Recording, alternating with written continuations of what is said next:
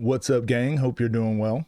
This is one of our favorite coaches, Coach Mike, one of our favorite channels. Go like, go subscribe, go support.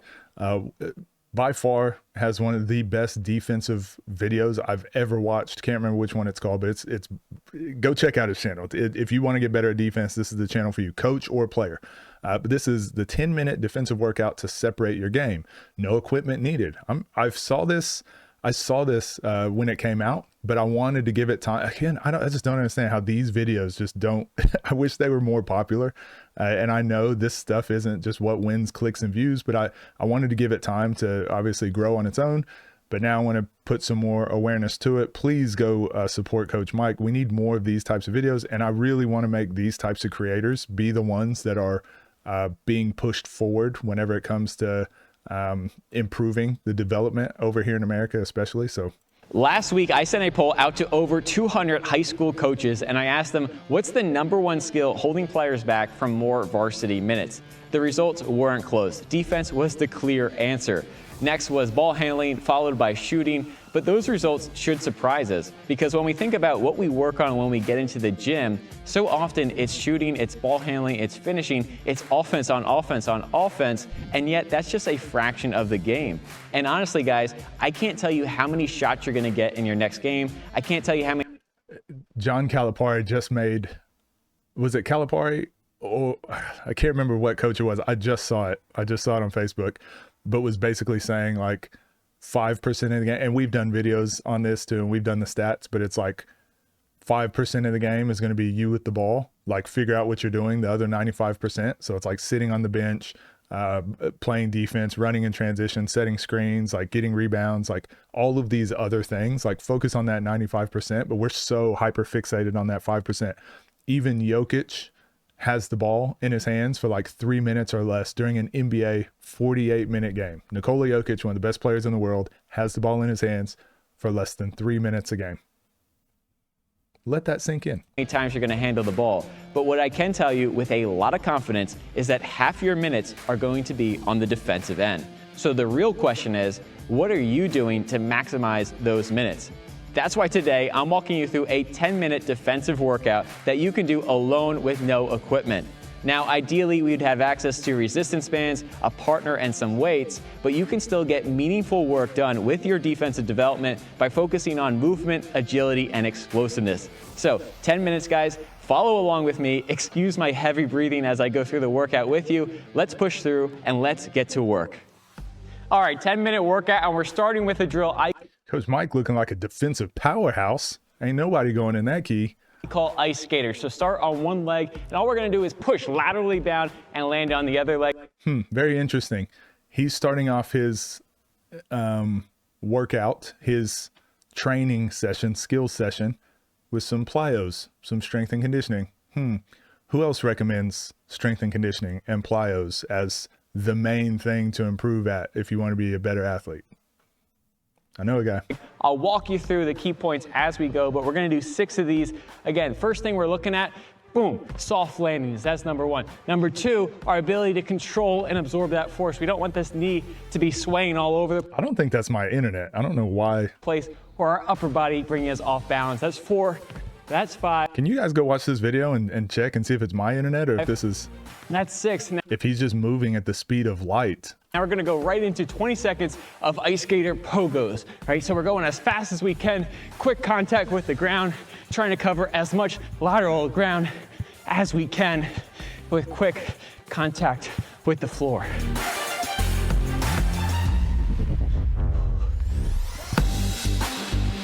He's getting a workout in. He's doing the whole Rest, thing. and this is a great drill. First, we're working on our ability to produce force and then absorb it.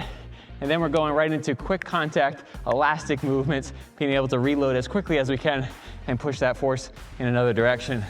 All right, 20-second rest, almost up. Let's get ready for set #2. Here we go. All right, so going through it again. So we'll skip. How often do you actually train defense on your own? There we go, 20-second rest. That's a great drill to do if you have a partner. You can face each other, see who's going faster, who's covering more. We used to do this. I feel like every college team, I played on a lot of college teams, and just a lot of teams over the course of my career in general, we've always did some form of this. Very interesting. For ground, it might look easy when you're watching, but I promise you, if you're following along, you're feeling it. This next drill is probably the best of that case. We're gonna go lateral lunge here, sitting into our lateral lunge, and then we're gonna push back, 45-degree angle. Let's get to it. Boom. I just want to say, Coach Mike, thank you for this video. Players, when you're asking what plyos to do and what you need to work on, this stuff, the stuff that you'll be doing in a game, you just rep that out. And I know it sounds simple and way too simple, but he's putting it together in a defensive package right now that you can go work on these things. I typically do it because most of the videos we see on an offensive side, on the offensive end, but this is just another way to work on your game. This is going to make you a better player without he's not even touching a basketball. And then when you work on the things with the basketball, now you're trying to win in multiple ways now, right? So work on your plyos, work on your strength, work on your conditioning, and then also work on your basketball stuff. You can work on all those things. Then the skill stuff by itself, right? Like the individual dribbling stuff, individual moves. But once you package all those things together, that's how you become a better player. That drill, watching game film, is what we call vector-specific training. So many times when we work on defense, we're just focused on lateral movement, but the game's not played that way. It's played at angles. So this might be the first time we've isolated that angle. And He's missing a rep. This next drill might look a little odd, but we're getting to work here, so no self-conscious. I'm gonna actually go to the sideline here, new camera angle. This time we're gonna do a single leg bounce. And then as soon as we touch the ground, we're gonna explode laterally. See how much ground we can cover. Same leg, 8 reps. Then we're coming back. Let's see if I can go sideline to sideline here. Ready, here we go. 1, 2. Honestly, this is a very good workout. These are very good drills. It supplements our lack of resistance bands, because now instead of external load, right, that we're fighting against, we're creating this internal load that we then immediately have to redirect. The second reason I love this drill is it focuses on force production at the foot level. So many times bad defenders think, yeah, lean into it, or they pull themselves into it. Defense is about stepping and sliding. It's not at all, it's about pushing, right? So if I wanna move this way, I'm pushing with my right foot, that inside ball of the feet, and that's what this drill isolates. A little longer than 20-second rest there. So let's get back to work. Here we go. Right leg. 1. And now we're gonna go into defensive footwork, starting with the crossover step. So you're gonna need to find 2 lines. I've taped them down, this one and this one. I'm sure you can find them on the floor somewhere. You're gonna start on one line, crossover and land. Crossover and land. We're gonna, again, this is why I think investing in a ladder, like one of those speed and agility ladders, is such a good investment as a player. You can do these same type of workouts and movements with them. This is just effectively a karaoke step, but that's one way. Like just getting that speed and agility ladder, you can do that once, twice, I'd say probably 2-3 times a week. Whenever you do your plyos, just have a section in there where you're doing the speed and agility ladder, and it's also going to work on all these skills and footwork for you. So then when you're in a gym, you can also replicate more basketball specific, because you can go into that plant, into pretending you're sliding to cut off a defender. This is an excellent video. This is so good. Like, it seems so simple, but just someone that focuses on the defensive side of it, and now he's applying some plyos and agility things onto like the actual court. Weekend for Coach Mike's a legend. the main focus here, keeping our balance and our force inside this quadrant here. Ready? Here we go.